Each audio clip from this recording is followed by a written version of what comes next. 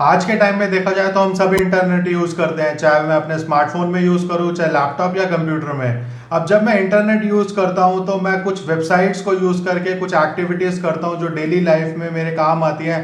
जैसे कि मुझे कैब बुक करनी हो, ऑनलाइन फूड ऑर्डर करना हो, चाहे मुझे अपने लिए कोई ऑनलाइन शॉपिंग करनी हो, चाहे मुझे कहीं के लिए टिकट बुक करनी हो। तो ये सब एक्टिविटीज़ मैं कर पाता हूँ with the help of internet and some websites. तो आज हम बात करेंगे इस वीडियो में कि वेबसाइट्स क्या होते हैं, टाइप ऑफ वेबसाइट्स क्या है, वेबसाइट्स की इंपॉर्टेंस क्या है, एंड बिना कोडिंग की नॉलेज के हम वेबसाइट्स कैसे बिल्ड कर सकते हैं। तो आइए दोस्तों शुरू करते हैं। मेरा नाम है घनश्याम और आप देख रहे हैं वेब शिक्षा।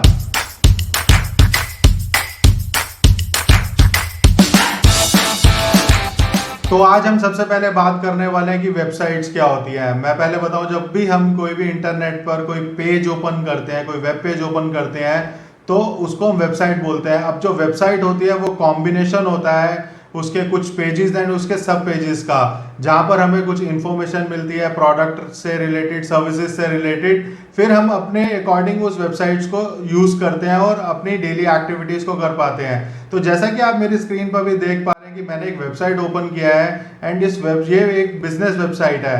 एंड इसमें मैं आपको कुछ टेक्निकल टर्म्स एंड वेबसाइट्स को कैसे हम डिफाइन करते हैं मैं आपको वो बताऊंगा। जैसे कि आप देख सकते हो, जब भी हम वेबसाइट ओपन करते हैं तो सबसे जो हमारा टॉप एरिया होता है, जहाँ पर आप मेरा माउस का कर्सर देख भी सकते हैं, तो ये हमारा टॉप बार होता है। एंड उसके जो नीचे जस्ट एरिया होता है जिसको हम हेडर बोलते हैं, जहाँ पर वेबसाइट का लोगो एंड कुछ कंटेंट होता है उस वेबसाइट पे, इंफॉर्मेशन किस टाइप की है उससे रिलेटेड, जैसे कि home, about us, services and gallery और कॉन्टैक्ट अस रिलेटेड पेजेस। तो जो हमारा मेन फ्रंट पेज ओपन होता है इसको हम होम पेज बोलते हैं। एंड उसके जो सब पेजेस होते हैं which is about us, services, जो सर्विसेज के अंदर में उनकी सब सर्विसेज होते हैं, और जो कॉन्टैक्ट अस पेज होता है किसी भी वेबसाइट के अंदर, तो उसको हम सब पेजेस बोलते हैं ऑफ अ वेबसाइट। अब जब हम वेबसाइट की बात करते हैं तो हर नीश के अकॉर्डिंग हम अपने बिजनेस के अकॉर्डिंग वेबसाइट को बिल्ड करते हैं।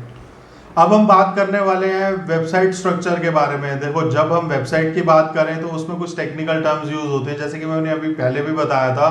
तो एक वेबसाइट होती है, उस वेबसाइट को जब हमें बिल्ड करना होता है, क्रिएट करना होता है, हमें कुछ चीज़ें चाहिए। जैसे कि सबसे पहले होता है हमारा डोमेन नेम, डोमेन के बाद हमें चाहिए होता है हमारा होस्टिंग, एंड उसके बाद चाहिए होता है एसएसएल।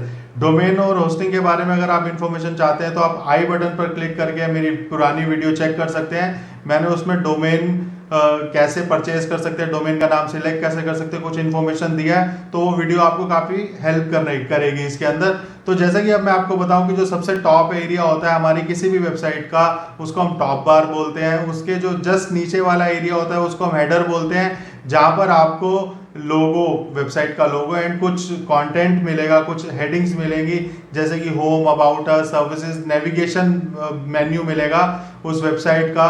एंड उसके जस्ट नीचे वाला जो एरिया होता है उसको हम बोलते हैं बैनर्स, जहाँ पर हम बैनर्स लगाते हैं अपनी वेबसाइट के। एंड उसके नीचे जो बॉडी एरिया होता है, जहाँ पर हमारी उस वेबसाइट का जो कंटेंट होता है, जैसे कि उस वेबसाइट में हम क्या प्रोडक्ट और सर्विसेज सेल कर रहे हैं, उस सर्विसेज की डिटेल होती है, एंड हमारे बारे में होता है कुछ टेस्टिमोनियल्स वाला सेक्शन होता है। एंड जो सबसे नीचे वाला होता है एरिया, जो सबसे बॉटम एरिया होता है किसी भी वेबसाइट का, उसको हम बोलते हैं फुटर। तो आप कोई भी वेबसाइट क्रिएट करते हैं तो कुछ टर्म्स जो होती हैं हर वेबसाइट के अंदर कॉमन होती हैं, जैसे कि top bar, header, banners, body area and most importantly footer. तो अगर हम इन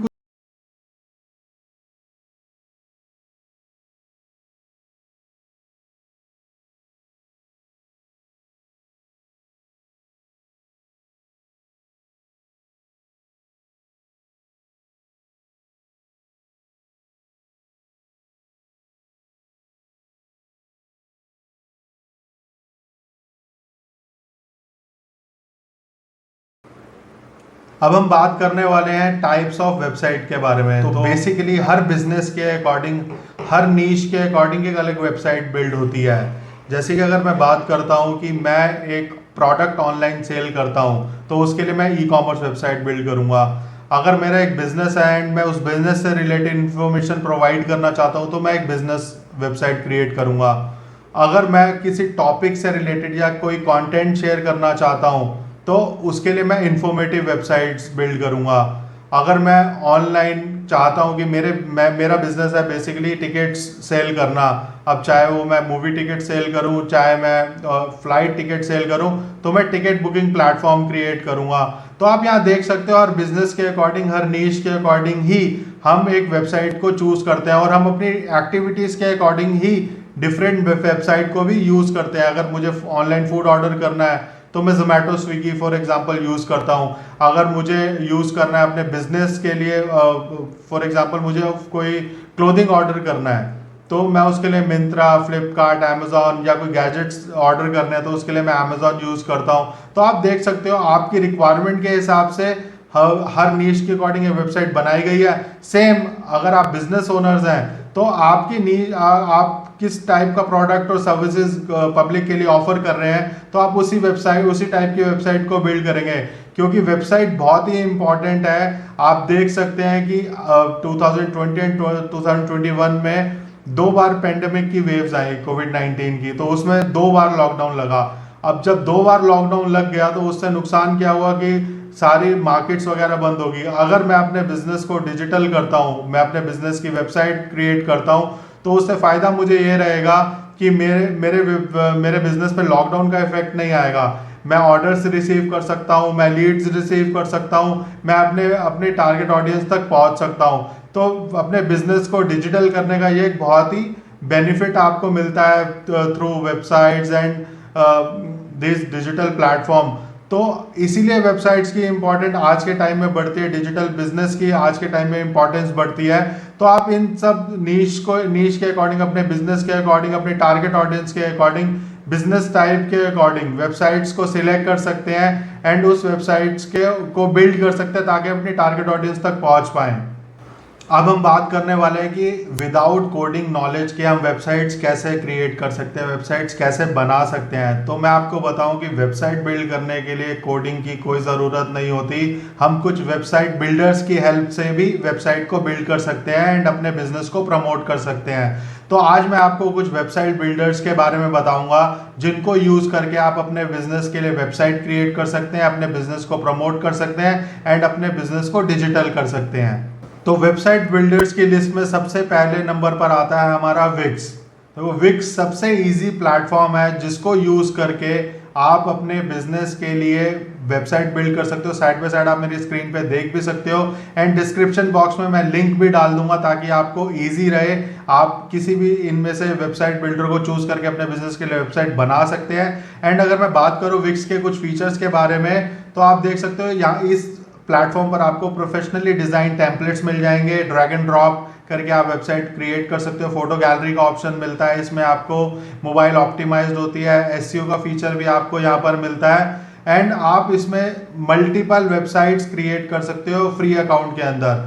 फ्री अकाउंट के बाद आपको इनका पेड अकाउंट लेना पड़ता है, कुछ दिनों का ट्रायल भी आपको ये प्रोवाइड करता है एंड बहुत ही ईजी आपको ये प्लेटफॉर्म लगेगा जब आप इस प्लेटफॉर्म को विक्स को यूज करके वेबसाइट बिल्ड करने की बात करोगे। एंड इसी में अब आप सेकंड नंबर पर आता है हमारा wordpress.com। देखो सेम wordpress.com भी टेम्पलेट बेस्ड काम करता है। आपको इसमें थीम्स लेनी होती हैं, थीम्स को यूज करके आप अपनी वेबसाइट को बिल्ड कर सकते हो। मैं जितने भी वेबसाइट बिल्डर्स की बात करूंगा इनके अंदर एक कॉमन चीज है सबके अंदर कि ये टेम्पलेट बेस्ड काम करती है। आपको टेम्पलेट सिलेक्ट करना होता है, टेम्पलेट सिलेक्ट करने के बाद आप ड्रैग एंड ड्रॉप के थ्रू अपने टेम्पलेट को कस्टमाइज करते हो, इमेजेस ऐड करते हो, कंटेंट ऐड करते हो एंड वेबसाइट आपकी तैयार हो जाती है। इसमें आपको कहीं भी कोडिंग की ज़रूरत नहीं पड़ती, तो बहुत ही ईजी रहता है किसी भी वेबसाइट को बिल्ड करने के लिए। एंड इसी में थर्ड नंबर पर आता है वेबफ्लो।